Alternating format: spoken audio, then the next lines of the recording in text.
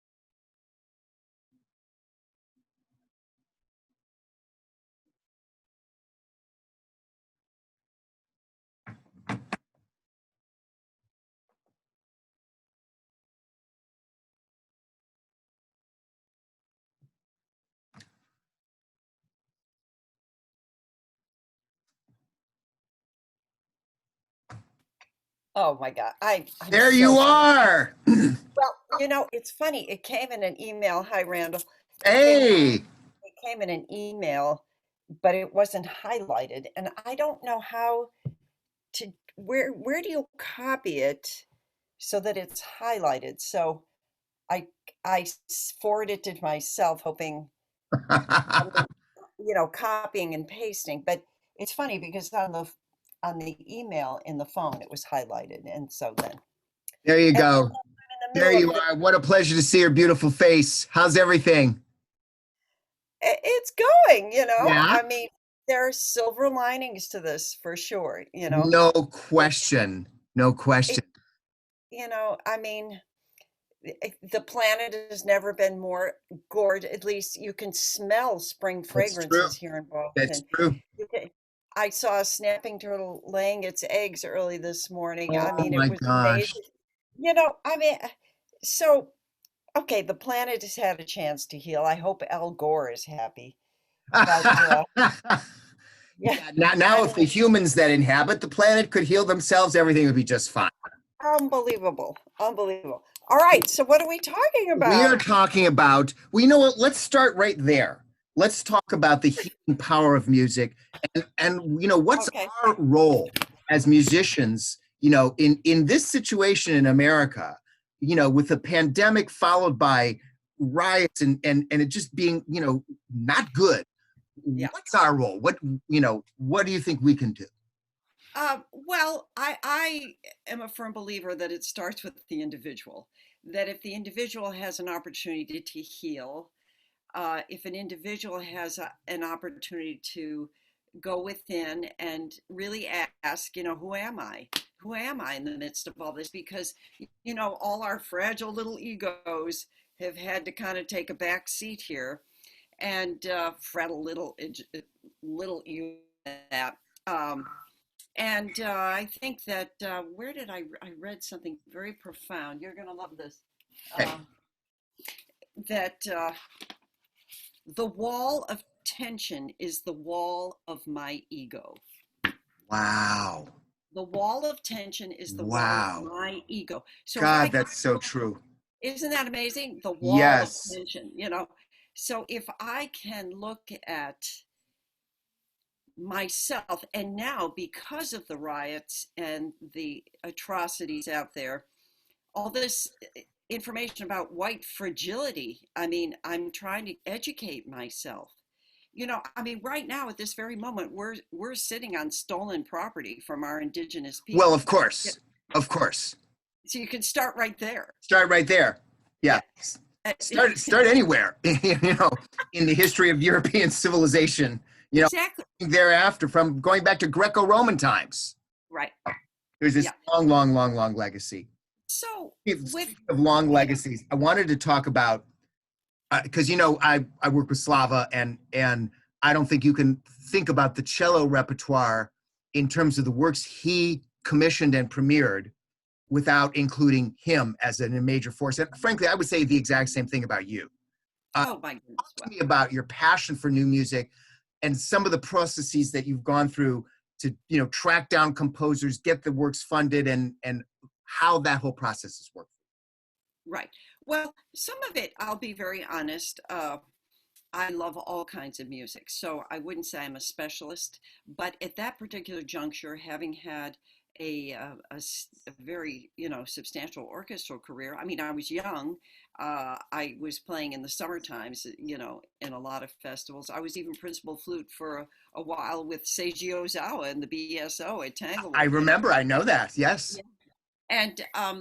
And also the St. Paul Chamber Orchestra where I served. Right. So, but then of course I went to Marlborough and the whole igniting of small ensembles and the textures of that and meeting new composers. And so I have to say, Dennis Russell Davies brought in so new music, current, and also the giants. I worked with Messiaen. I worked with Aaron Copland. I got to work with Fred Jeffsky. I got to work with giants, that were like my North Stars, Right, and right. So that wet my whistle. And then, of course, growing up in Buffalo, I watched Lucas Foss transform the climate in Buffalo, New York, with new music. I'll never forget sort of grabbing my mother's arm. We were ardent Philharmonic goers because my own father was the assistant conductor when Cripps was there. Oh, for years. I didn't know that. Yes.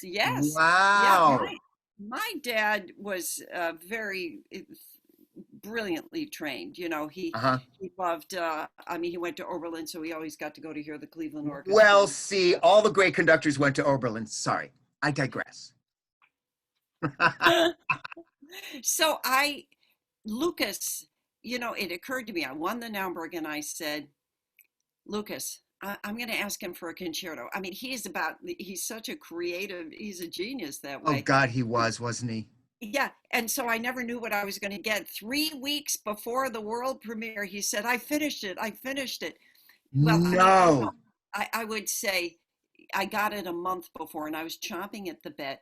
And if it weren't for Joanne Folletta, who was his assistant in Milwaukee at the time, oh yeah, he was trying to come up with ideas. So she said, Joanne, get me all these Renaissance scores. I just want tons of Renaissance scores. So Joanne came with a pile and he picked out some amazing things. And that's what the Renaissance Concerto oh is. my God. Yeah. And now Joanne's had a phenomenally successful tenure in Buffalo. Isn't it how things come around in a circle like that?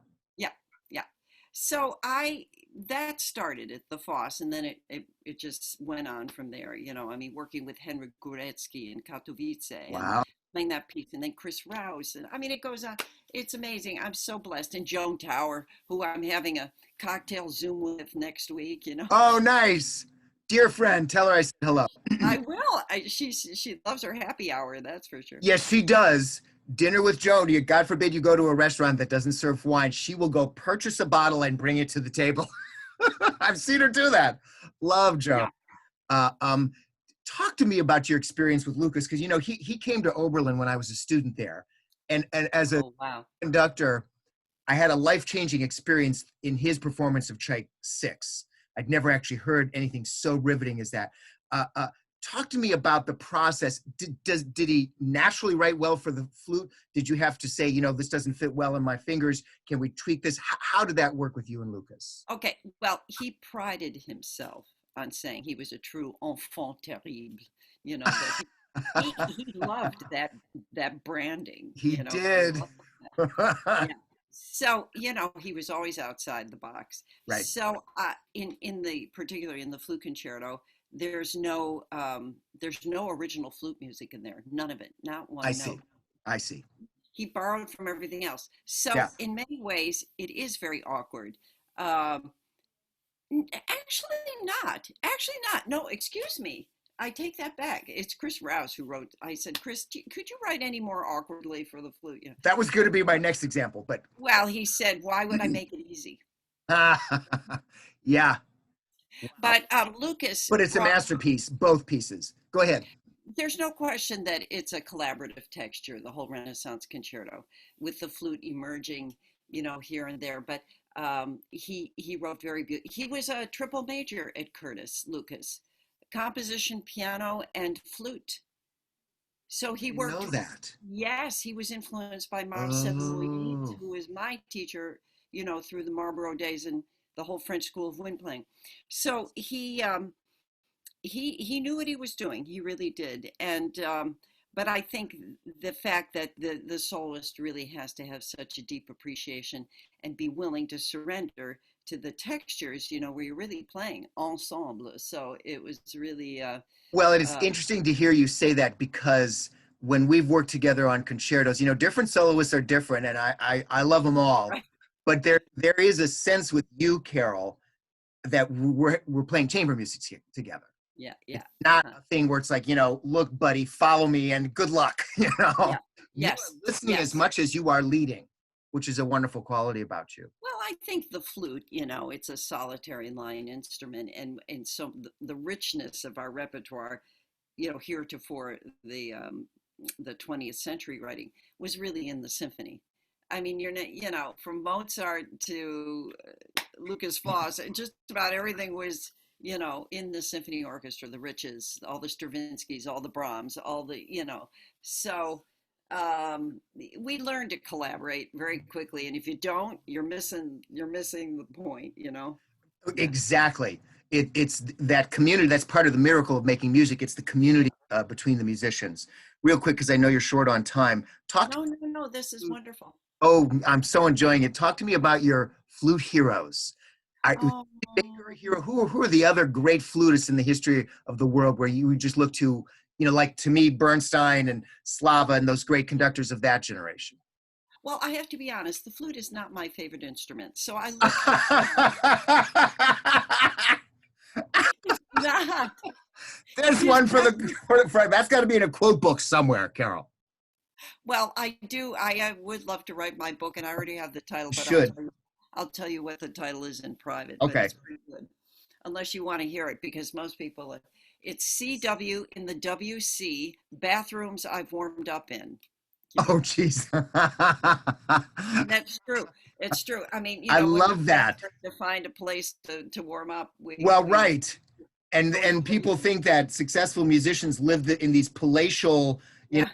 it's like it's kind of, you walk in the back door and all that good stuff. Oh, yeah. So I think that uh, let's see. Now I forgot the question The already. It question was is, who are your flute? flute here. Right. See, I forgot it already. Um, because it's not my favorite instrument. I love singers and I love instrumentalist string players. Um, uh, Flute heroes. Well, it's kind of wrapped up with pedagogy, I have to say. The ones who whose playing had a very special communicative quality, or who probably influenced me greatly. Back, let's see. Mm, that's very interesting.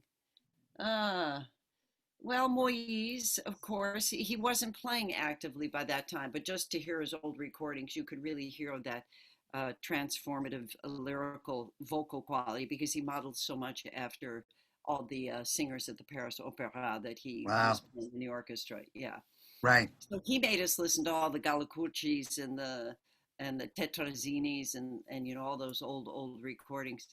But let me just say I admire so many of my colleagues. I mean, I'll never forget when I first heard Jacques Zohn, who the Dutch flutist who wound up in the Boston Symphony. I know. See, Oh, there's a name that you may not know is a household no. name. He's a he's an enfant terrible himself. He kind of comes in and out, in and out. Um, it really takes a special flutist for me to get turned on. I think Paoud is doing a beautiful thing. He's so willing to go outside the box. Um, William Bennett, who also was a big Moise person, he was I loved his playing, and he's still teaching. He's doing a beautiful job. But anyway, heroes. I think I seriously, I Maybe just musical heroes of any genre, not just the flute. yeah, exactly. Musical heroes. I mean, woo, wow. I mean, my father studied with Ionescu briefly in Paris, so Wow. Ionescu was really somebody that I loved. I Yeah. loved, when I taught at IU, I loved sitting in on Georgi Shebok's classes Yeah. and, Yeah. things like that, and Gingold, and, Of course. Oh my I mean, God. it goes on and on. Yeah, You what a Really, giant he was in Rucker, so many ways. That takes me to my next question because I remember in last time we played together was Guglielmo Pied Piper in Anchorage. oh my God, I'll And never I forget. remember those young kids in the marching flute ensemble with their wide Bambi eyes looking up at you, And and I remember within a matter of seconds, you gave some instructions about breathing, and their sound transformed in such an exponential way. You've, in addition to being, having sort of everything, that a flute soloist could have, you're such a brilliant pedagogue. Talk to me about being a teacher. Oh my gosh. Well, you mentioned the breath, and it's a good thing I'm a flute player because I really model everything on, I liken it to the bow arm. If you don't have that consistency and speed of the bow that you can regulate, that you can use a variety of pressures, speeds, uh, uh, the that is something you have to work tirelessly for, that consistency, because you need that control. And from that control and the fullness of the sound and the forward motion. I mean, think about it, how much time you spend with the bow and the forward motion or the retreating motion. So air is not something that we can have inexhaustibly. I mean, some people circular breathe. I'm not sure I'm so convinced of the musical effect of circular breathing, but It's more like a circus act, well, it yeah, can be used very, very effectively. There are people yeah, like my colleagues, Charles Neidig, who just can spin a phrase and keep the circular breathing going without right, any, right. I mean, from completely an informed musical delivery, Well, he's such a great musician Yeah. at his And core. so I just mentioned it. Being completely musically informed or as best as you can. I mean, you have to be open to not knowing. You have to be willing to not know, I think, to be a successful musician because so many pedagogues say, I know, it's like, and Yeah. you have to learn from so many. But anyway, breath uh, has the magic of transforming the sound. We certainly know it in singers. And we are so the closest cousins, I think, to the singers because we have no mouthpiece or reeds or anything to percuss. And that singing quality and that kind of control will really affect, the mastery and the delivery of a flute player. And so in my pedagogy, it's absolutely number one. It's number one. I mean, everybody wants to get those fingers moving. I just gave a class earlier today, and it's, the young ones are all stallions at the gate. I said, oh my God, here comes another stallion at the gate. And you have to really be willing to take time, because listening takes time. It takes time to listen. And so obviously it may be a reflection that I'm in my seventh generation, and I mean seventh decade on planet Earth. But I think things do start having a different time perspective. But the Speaking of that, the combination of a stunning technique, my colleague Cynthia Phelps says, I have to say that without technique, you have nothing, nothing. And she's right. that's true. So breathing is part of technique as well, and how you command the airstream and put it to your best musical use to present a phrase that makes, that's honoring what the composer wants. Exactly. So final question, because I know you've got to get going. No, I'm loving this. Don't worry. Okay. You've been at this game a while. How have you seen classical music change from the moment you entered the field? Okay, so the audiences are changing. Let me just put it that way. I don't think classical music is going to change. At Julliard and Stony Brook, where I teach, we're always going back to the old school of, the tried and true. Okay, are they all dead white European composers? A great majority of them. So right now at Stony Brook, for example, the Heary Theory Ear Training Department is having a huge arising with, wait a minute, what is our pedagogy including here, in terms of ethnicities, ethnomusicology, and now finally, Black Lives Matter. We've got to get with the programs. We can't always approach theory and history from that Western European standpoint. And through ethnomusicology, you look at all world music, but somehow the audiences they're wanting something spontaneous, something free, something direct, something progressive that's speaking to them. So I think balance, because, Joan Tower always used to say, I never want to have one of my pieces programmed unless there's a Beethoven symphony on the same program, because talk about evolution and talk about groundbreaking, so we need the old masters and their genius, which will never go away, um, and we need the new. We need the new. My colleague Claire Chase, I don't know if you've seen her in the news, the wonderful pioneer avant-garde flutist who's incorporating every single level of electronic collaborative work, where she's hooked up and she has a sound man in front of all his controls, and she's creating theater. It's very much like a theater happening, but her halls are packed. Okay, Wow. some of that is persistence. Yeah, you can look up Claire Chase, Chase. I will do that. She is breaking ground, and her essence is irresistible. She's like an imp, an elf. She's a dancer, she's a singer, she's a flutist, she's a creator. She just bubbles. She bubbles. So it's a combination of the personality, the persistence in the career, and certainly and cultivating an audience. But I think it's very clear. Look, my son is a rock musician. Yeah. Everybody leaves with a smile on their face. And Yeah. that is, I think, the bottom line. People, or being profoundly moved in some way. Now, to be profoundly moved and to have a smile on your face, you got to have technique and mastery of your instrument. I really feel that. I mean, there's some charlatans out there. There always will be. Right. So I try to be as open as I can. The brain opening up, stay open, and try to include everything. Having my students attend all these cutting edge things, taking my students to a rock concert, taking them, so I try to do it all.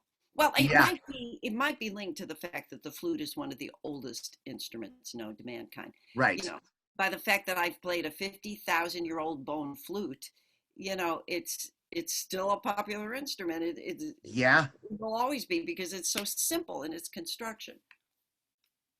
Well, and there are examples in every single genre. There's jazz flute, there's rock flute, uh, uh, um, Days of Future Past, Moody Blues, Jethro Tull, other rock bands who are drawn to it. Obviously, great jazz artists have played the flute. So, I mean, I think any instrument can be taken, and God knows I've done a ton of rock and Native I American know. like that. Uh, um, you can take orchestral instruments into it's just the vehicle for the expression. It's not the end. You can write in this genre for that instrument or in that genre for this instrument, and it's really all about content. Yeah. Carol, thank you so much. You're an Oh, you're so welcome. here. I'll put this up on the website for my 3 orchestras, and hopefully at the end of this pandemic, we'll still be on a stage playing somewhere. Totally. Right. Thank you so much, my dear. All the best, and I hope to work together with you again really, really, really soon. Yes. Well, I have to ask you, I'm driveway concerts now with small ensembles like a string quartet. And Oh, we're playing in the driveways here in Cambridge. well, And yes, people are loving it. They're loving it and they want more and more. So are you doing any we kind of are. outdoor small? We're doing those sort of socially distanced things. We're putting a ton of product up on the web and sending our patrons to it. We're having online parties and fundraisers, trying to do all the fundraiser party social things because a symphony is very social. And Right. For years and years I was convinced it was about the content. I mean, that's part of it, obviously. Brahms is still magnificent, but what's even more magnificent is to sit next to your friends at the symphony concert and enjoy it together. So Yeah. reaching out and trying to keep all those social elements still in existence, even Yeah. so it's online, a lot of it, and then smaller Right. to social distancing. Right. Right. So wonderful. All right, Okay. Carol, thank you so much. Kisses. Next, Christopher Rouse, Oh yeah. dying to do that piece with you. Yeah. Okay. All right, We'll do soon. it. Okay. Thank you so much, Carol. All the best to you. Bye.